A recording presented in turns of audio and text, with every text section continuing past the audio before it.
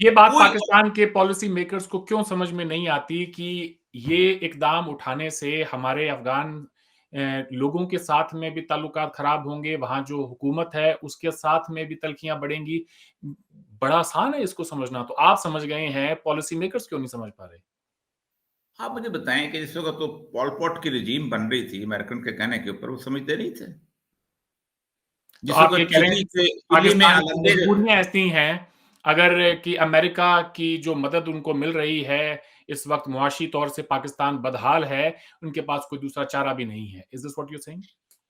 देखिए 2 तरीके हैं। मैंने इस पे बहुत काफ़ी सारा लिखा भी है कि 2 रास्ते हैं। एक तो ये है कि आप मुकम्मल तौर पे अपनी पॉलिसीज़ को शिफ्ट कर दें चाइना की तरफ। अभी इस वक़्त आपके यहाँ $46 बिलियन के करीब चाइनीज़ इन्वेस्टमेंट है और लोन भी है। ठीक? लेकिन आप हिम्मत करें। ये जो लोन है अमेरिका का, बाकी चीज़ों का, ये लोन कोई इतना मुश्किल काम नहीं होता। असल मसला ये है कि पाकिस्तान के कुछ वेस्टेड ग्रुप्स हैं जो ब्यूरोक्रेसी में हैं, बाकी जगहों पे हैं, जो लोग समझते हैं कि हमारे इंटरेस्ट वहाँ हैं, हमने घर वहाँ लिए हुए हैं, कुछ सियासतदान हैं, घर ले आए हुए हैं, हमारे बच्चे वहाँ पर मुलाज़म हैं, बाकी चीज़ें, वो यहाँ से निकलना नहीं चाहते। ये बड़े छोटे-छोटे इंटरेस्ट हैं। वरना आप मुझे बताइए 75 साल कम्युनिस्ट वर्ल्ड जो है, इसी इंटरनेशनल मॉनेटरी सिस्टम से बाहर रही है ना, ज़िंदगी गुज़ारी है उन्होंने कि नहीं गुज़ारी? बिल्कुल वो गुज़ारी नहीं है। करते थे, गुज़र सकती है ईरान ज़िंदगी। आपके हमसाये में है, ज़िंदा है पिछले ईरान 40 आप साल 32 से। साल, मैं ईरान में रहा हूँ 32 साल, ईरान से 35, अब तो 40 साल होने वाले हैं, उनके हमसाये में उन्होंने गुज़ारी है ज़िंदगी। इवन चाइना को देख लें, यानी आप आयरन कर्टन मुल्क आप सोचते हैं, रशिया को देख लें, जो गुज़ार रहे हैं ना ज़िंदगी। और अब तो देखें, अब तो आपस में करेंसी, अब इंडिया ने आज से 2 साल पहले जब वो उसका अपनी करेंसी के अंदर अकाउंट खुलवाने दिए हैं और उनकी करेंसी में यहाँ खोलने दिए हैं, तो एक्सचेंज होता है। अब तो नॉमिनल चीज़ रह गई है एक्सचेंज के अंदर, ये जो कागज का जो 2 नंबर किस्म का जाली नोट होता है ना, ये बेसिकली इट्स फिक्टिशियस थिंग, इसकी बुनियाद पे दुनिया को कंट्रोल करते हैं। तो एक तो ये बात थी कि आप थोड़ा सा खड़े होकर इस तरफ करते, आपके लोन भी उतर जाते हैं अगर आप किसी के साथ मुखलस हो जाए। दूसरा ये होता था, जैसे एक्वाडोर ने किया। एक्वाडोर में एक शख्स था, उसका नाम था राफेल कोरिया। राफेल कोरिया जो था, जब बरसत इक़्तिदार आया तो उसने कहा कि जो हम इंटरनेशनल लोन पे नहीं करेंगे। अच्छा, उसमें एक बंदा है, आप अगर स्टडी करेंगे तो उसका नाम है एरिक टुसां। ये बेसिकली ब्रसल्स में इसने एक तंजीम बनाई है, committee for the abolition of illegitimate debt. इसने एक डेफिनेशन किया है कि the debt which has been accrued for the benefit of the few is illegitimate.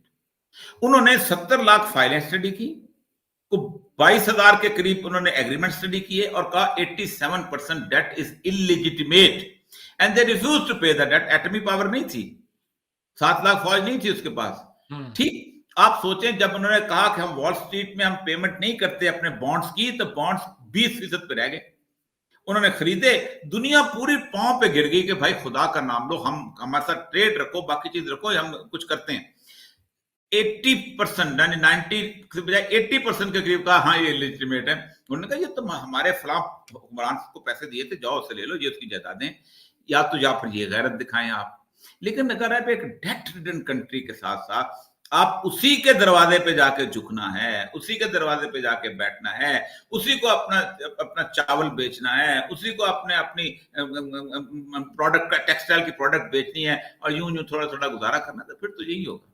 चलिए आगे बढ़ते हैं औरैया साहब, अफ़गान अफ़गान मुहाजिरीन को वापस भेजने के पाकिस्तानी हुकूमत के इस फैसले का जो कानूनी पहलू है, उस पर आपने एक प्रोग्राम किया और इसमें पूरी तफ़सीलात आपने बयान की कि पाकिस्तान का 1951 का सिटीज़नशिप एक्ट है, उसके आर्टिकल 4 के तहत जो इंसान यहाँ पैदा हुआ है पाकिस्तान में, वो पाकिस्तान का शहरी है। ये बात आपने अपने प्रोग्राम में भी बताई। पाकिस्तान का सुप्रीम कोर्ट इस बात को क्यों नहीं समझ पा रहा है? वो इस पे कोई सू मोटो नोटिस लेके कोई बात क्यों नहीं कर रहा है? ये देखें, ये पाकिस्तान सिटीजनशिप एक्ट मेरे पास पड़ा 1951 का। ये जी। बनाया तो बेसिकली इसलिए गया था कि इंडिया से महाजर बहुत आ रहे थे और यहाँ पर लोग जो थे वो समझ रहे थे कि ये तो दूसरा बात है, वो लोग सर्विसेज में भी थे, बाकी चीजें बना उन्होंने लिया उस वक्त। हुँ, हुँ। इसका एक सिटीजन, और ये इंटरनेशनल राइट है, एक्नॉलेज्ड। आप ऑस्ट्रेलिया में हैं, आप बिल्कुल। Citizenship right, citizenship by birth, every person born in Pakistan after the commencement of this act shall be the citizen of Pakistan by birth। Simple सी बात है। बहुत सिंपल है। लेकिन पॉसिबल। इतनी सिंपल होते हुए भी कोई इस पर बात नहीं कर रहा मुल्क में कि भाई इसका एक लीगल पस मंजर है, ये शहरी हैं, ये पैदा हुए हैं यहां। कल को आपका 1 करोड़ जो ओवरसीज पाकिस्तानी है, उसको अगर कोई अपने अपने जहां कहीं भी वो जिस भी जी मुल्क हाँ। में आबाद है, वहां से अगर कोई इसी इसी बिना पर कोई बाहर निकाले, तो आप तो ह्यूमन राइट्स की यहाँ पे आपकी तो चीखें निकल जाएंगी कि जी ये क्या हो रहा है, वो क्या हो रहा है। आप भी तो वही कर रहे हैं।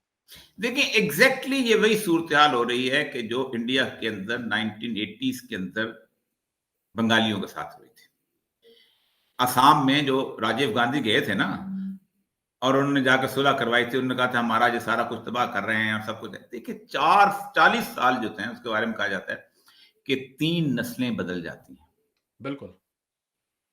मैं यहां से जो महाजर जा रहे हैं उनको ये पता ही नहीं कि काबल क्या होता है, कंधार क्या होता है। उनकी उर्दू मुझसे ज्यादा बेहतर है। वो पाकिस्तान, मैं वॉल सिटी का डायरेक्टर जनरल रहा हूं। वॉल सिटी सबसे कदीम शहर है पूरे पाकिस्तान में, लाहौर का जो, एब्सोल्युटली। ठीक। लॉयड फ्रॉम महमूद गजनवी, चलो उसने आबाद किया। उससे पहले हम नहीं, मिथ में नहीं जाते कि ये अपना उसका लहू और कसू और ये वो उसके मिथ में नहीं जाते, ठीक।